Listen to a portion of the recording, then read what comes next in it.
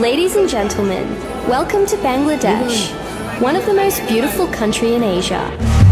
কখনো আকাশ বে চুপ করে যদি নেমে আসে ভালোবাসা খুব ভোরে